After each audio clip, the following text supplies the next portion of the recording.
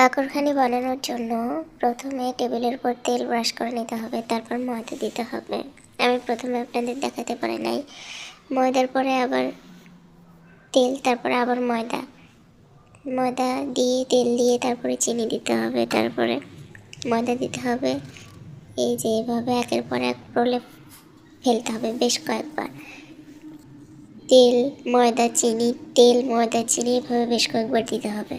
তারপর পুরুত্ব হয়ে গেলে, এই যে দেখেন আমি করতেছি বারবার, পুরুত্ব মোটা হয়ে গেলে তারপর পুরোটা উঠে দিয়ে এভাবে খামিরের মতো বানাতে হবে। এরপর ছোট ছোট গোল গোল বানাতে হবে। এরপরে যে বাকরখানির আকারে করে তারপর তেল দিয়ে একটা কড়াইয়ের উপর ফ্রাই প্যানে দিতে হবে। তারপরে এই যে হয়ে গেল আমার, দেখেন বাকরখানি কত সুন্দর হয়েছে, মুচমুচে।